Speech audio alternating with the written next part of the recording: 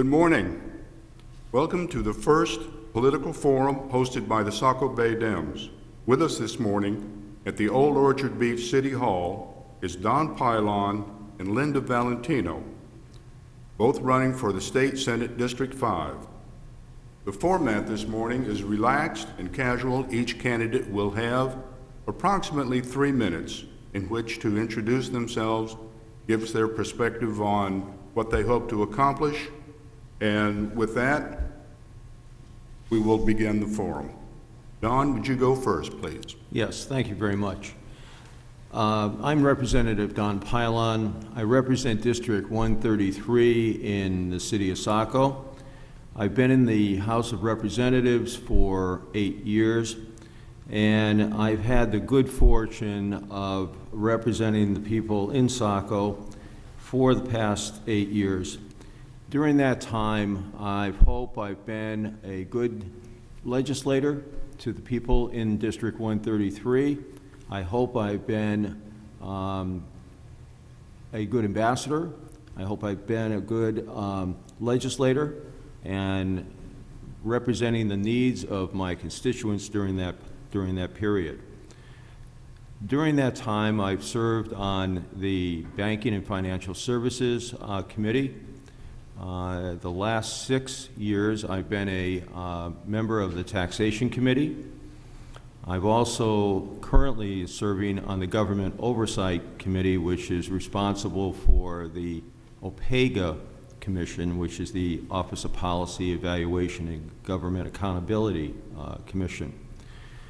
I am also the minority lead on that committee. During this time, I obviously have submitted a number of bills that have impacted the people of my town, but also the state of Maine. There have been a number of issues that have directly impacted the city of Saco, but also the state of Maine. For example, more recently, last Saturday, I was up at the Samoset, and the Maine National Guard honored me with a citation for my work on the Maine National Guard, the We Support Our Troops plate. That plate has generated over $250,000 of revenues to support families of deployed service personnel. What started out as just an idea to help a family in the city of Saco has now mushroomed into a statewide effort and has helped families throughout the state of Maine. This has surpassed any of our expectations, and I'm very proud of that effort. I'm hoping that the people in not just Saco, but in District 5 will allow me to go on to the Senate and continue my efforts and continue to serve the people in York County. Thank you. Thank you, Don. Linda, you may start your opening remarks, please. Thank you very much, Roy. First of all, I'd like to thank the Saco Bay Democrats for hosting this forum to give all of the people an opportunity in Old Orchard Beach to find out some of the issues that are going on in this election. Hopefully, by the end of this forum, people in Old Orchard will have a better idea of what I have done in this past 8 years, what I will do if elected, and also what the differences are between myself and my opponent. The issues that I hope that we'll be discussing today, the 3 priorities for me are obviously jobs and the economy, education, and government reform. Committees that I have served on in the state legislature, I was extremely fortunate to have served 2 years on the Appropriations Committee, which gave me tremendous insight into every department in the entire state of Maine, what they were doing as far as budgets, fiscal notes, reading budgets, and understanding the process. I've also served on the Taxation Committee, been a longtime member of the Veterans and Legal Affairs Committee, and I was very honored to be appointed this year to a joint select committee on business regulatory fairness and reform. That committee was the committee that worked on LD1, which tackled a lot of business issues in the state. We had a listening tour, and we went through the entire state of Maine, talked with thousands of people and thousands of businesses, took this information back to Augusta, and formulated it into a bill. I had direct impact on many parts of that, on being instrumental on working with a new special advocate, a business advocate, business answers, business hotlines, red tape hotlines, and also an ombudsman for business. I think the economy is turning around in the state, and we need to be welcoming not only new businesses with open arms, but we also need to support the businesses that are here to make sure they grow. Some of my background, my personal background, is many of you may not know, is that I grew up here in Old Orchard Beach. I went to school until the 5th grade. I have very good roots here in Old Orchard. A lot of people that I know. My background is also in real estate and developing. Lucette Avenue in Old Orchard is actually named after my mother. We did all of the houses on Lucette Avenue, did building and construction on the Ross Road.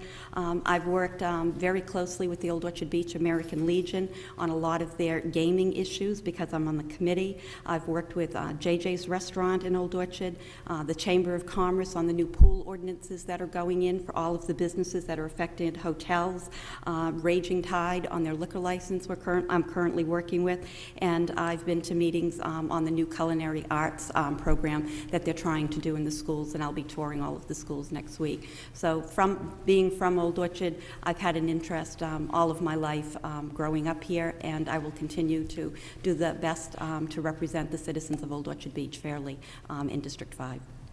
Thank you, Linda. And now the questions. Don, do you believe the lack of bipartisanship is an issue in the state legislature? Why or why not? I believe that it's perceived to be an issue at the State House. I think that consider myself a moderate Democrat. I do work well across the state, across the aisle. I have a good working relationship with the other side of the aisle. I don't believe that it is an issue. I think that this is a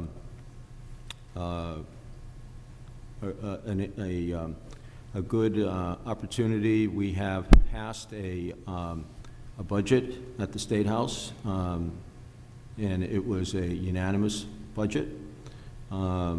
So I believe that the perception is that there's trouble working across the aisle, but we have on the large issues that there is a working relationship, and that on certain bills there is there are some issues, but for the most part, I don't find that to be an issue, no. Thank you, Don. Linda, would you agree with that? As far as the bipartisanship that goes on in Augusta, the majority of all of the bills that are passed are really passed in a unanimous way. Roll calls on the bills, we probably average around 250 roll calls on a bill where we actually go on the record. The majority of the bills are passed what we call under the hammer, which is a general consensus on both sides. The bills that we have that usually tend to be bipartisan in nature have to do with a lot of the workers' rights and also on environmental bills. That's where we tend to differ lots of times. I think that you're hearing a lot about the bipartisanship in Augusta now because the bipartisanship is going into effect between two branches of government. What's happening now is that there has been a real divide between the legislative branch and the executive branch of government. The executive branch has really exerted itself into a lot of legislative issues that we're debating. The Appropriations Committee has always come out with a unanimous vote for the Appropriations Committee to bring that budget to the floor. We've done this on actually 7 budgets now in the last 2 years because we've had so many supplemental budgets that have come. Where the bipartisanship comes is when the executive branch has then exerted itself before the legislature and the committees have made decisions and said that I'm going to veto this. And there's the threat of the veto that is always over our head. I think I've worked extremely well on both sides of the aisle. Looking at my legislative record, you will see many times, well, not many, but quite a few times, that I may be the sole one voting on the other side of the aisle. I vote on every issue. I don't vote based on who sponsored a bill. I don't vote on which party is pushing for a bill. I take a look at the bill, I read the bill, and I make sure I understand how it's going to affect the Maine people. I also have to look at the fiscal note. That's a reality. You can have a very good bill, but if it costs too much money, then it's not going to go through. So it's a balance that we have to do in Augusta. The bipartisanship sometimes plays good in the newspaper, but when it comes really to rolling up your sleeves, I think we work very well on the vast majority of bills.